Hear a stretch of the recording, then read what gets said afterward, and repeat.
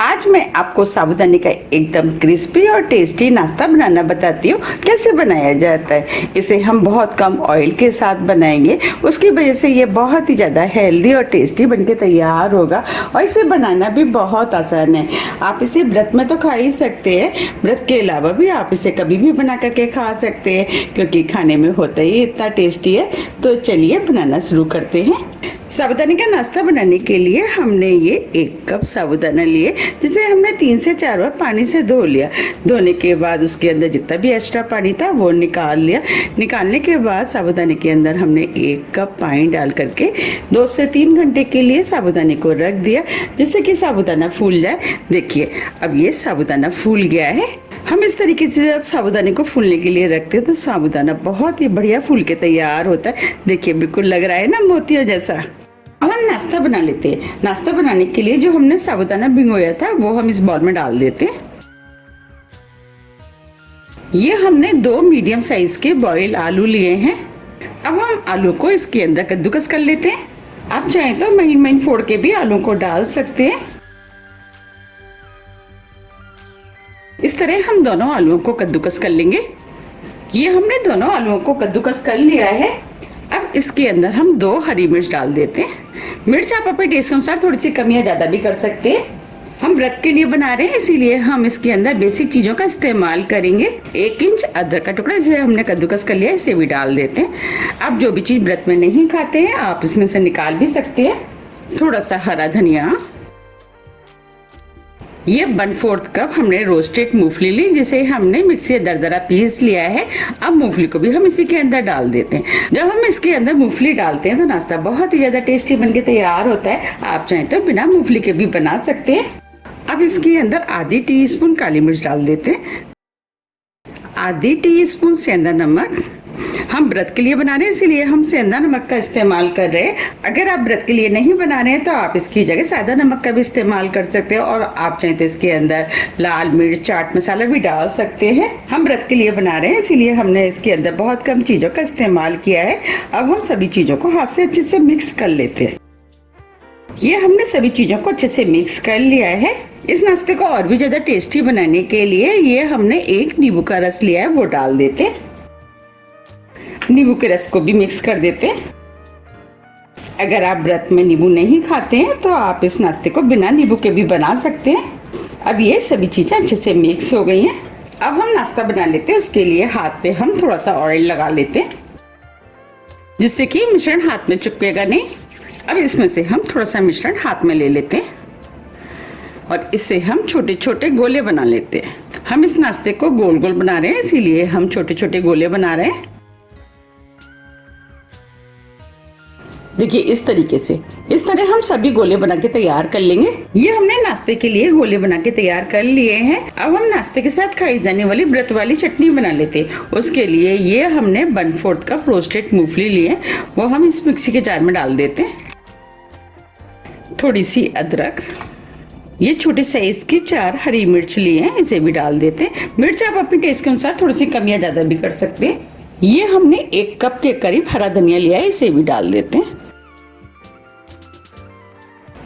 1 नींबू का रस, 1/4 टीस्पून सेंधा नमक।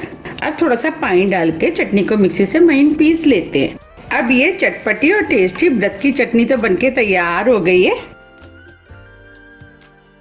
चलिए अब नाश्ते को सेक लेते हैं। इसके लिए हमने गैस पे अप्पे पैन रख दिया है। अब इसमें हम थोड़ा सा ऑयल डाल देते हैं और अप्पे पैन को हम थोड़ा सा गर्म होने देते हैं। अब ये गर्म हो गया है।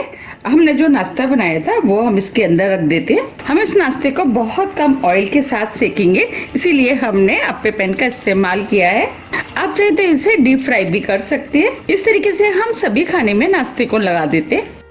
अब हम इसे ढक देते हैं और 3 से 4 मिनट के लिए स्लो मीडियम फ्लेम पे हम इसे सिकने देते हैं। 4 मिनट करीब हो गए।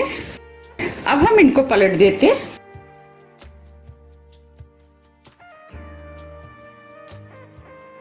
देखिए ये इस साइड से सिक गए हैं। इस तरह हम सभी को पलट लेंगे। इस अप्पे पैन में बीच में फ्लेम ज्यादा लगती है तो उसकी वजह से बीच वाले जल्दी सिक जाते हैं। आप देख पा रहे हैं कितने बढ़िया सिके हैं। अब हम इसके ऊपर थोड़ा सा ऑयल और डाल देते हैं जिससे कि ये पीछे से भी अच्छे से सिक जाएंगे। और इसे हम ढक देते हैं दोबारा से 3 से 4 मिनट के लिए, दूसरी तरफ से सिकने देते हैं। 3 मिनट करीब हो गए हैं। अब ये चारों तरफ से अच्छे से सिक गए हैं, इनके ऊपर अच्छा सा कलर भी आ गया है। अब हम इनको प्लेट में निकाल लेते हैं।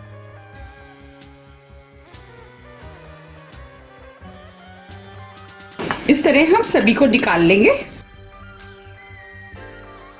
आप देख पा रहे कितना बढ़िया साबूदाने का नाश्ता सिक के तैयार हुआ है। अगर आपके पास अप्पे पैन नहीं है तो आप इसे तवे पर भी सेक सकते हैं। ये मैंने साबूदाने के मिश्रण में से कुछ टिक्कियां इस तरीके से बना ली हैं। आप इस तरीके से टिक्की बना के भी सेक सकते हैं। अब मैं आपको सेकना बताती हूँ कैसे सेकनी है। अब हम इस तवे पे थोड़ा सा ऑयल डाल देते हैं।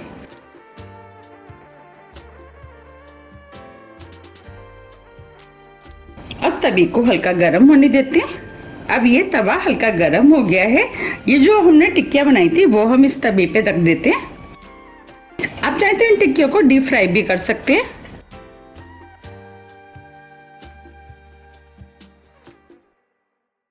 अब हम इन टिक्कियों को स्लो मीडियम फ्लेम पे सेकेंगे जिससे कि ये अंदर तक अच्छे से सिक के तैयार हो। अब इन्हें हम सिकने देते हैं। अब हम इन टिक्कियों को पलट देते हैं।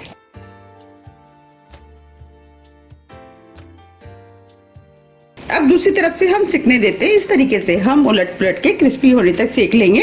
अब ये टिक्कियां भी दोनों तरफ से सिक गई है और क्रिस्पी हो गई है।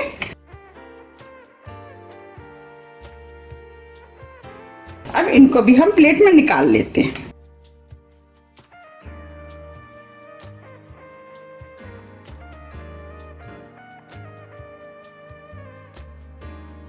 देखिए कितनी बढ़िया टिक्की बनके तैयार हुई है। ये हमने सभी साबूदाने के नाश्ते को सर्व कर लिया है। देखिए कितना बढ़िया साबूदाने का नाश्ता बनके तैयार हुआ है। अब मैं आपको पास से भी दिखा देती हूँ। देखिए कितना क्रिस्पी नाश्ता बनके तैयार हुआ है। ये ऊपर से क्रिस्पी होता है और अंदर से सॉफ्ट, और ये खाने में भी बहुत ही ज्यादा टेस्टी लगता है। अब मैं आपको दिखा भी देती हूँ कितना क्रिस्पी बना है।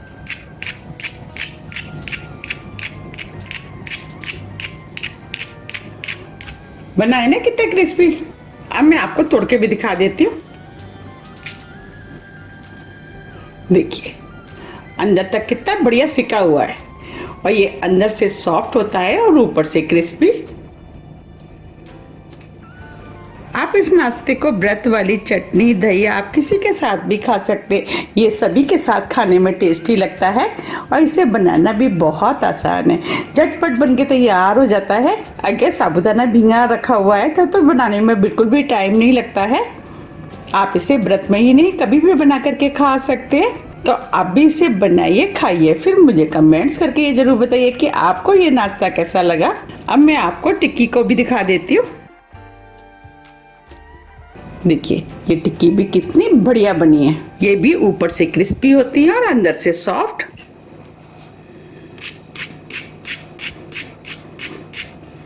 बनी है ना कितनी क्रिस्पी। अब मैं आपको तोड़ के भी दिखा देती हूँ। देखिए देखिए अंदर से भी कितनी बढ़िया सिकी हुई हैं। ये ऊपर से क्रिस्पी होती है और अंदर से सॉफ्ट, और ये टिक्कियाँ भी खाने में बहुत ही ज़्यादा टेस्टी लगती हैं। हमने इन दोनों नाश्ते को बहुत कम ऑयल के साथ बनाया है, इसीलिए ये नाश्ता और भी ज़्यादा हेल्दी बनके तैयार हुआ है।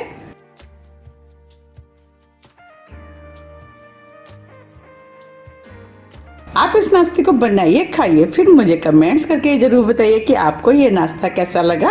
और आप मुझे ये भी कमेंट्स करके बताइए कि आपको अप्पे या टिक्की में कौन सा नाश्ता ज़्यादा पसंद आया। अगर आपको मेरी साबूदाने की रेसिपी थोड़ी भी पसंद आती है तो रेसिपी को लाइक कीजिए, चैनल को सब्सक्राइब कीजिए और ज़्यादा से ज़्यादा शेयर कीजिए। अब हम फिर मिलते हैं इसी तरह की टेस्टी रेसिपी के साथ। जब तक के लिए नमस्कार।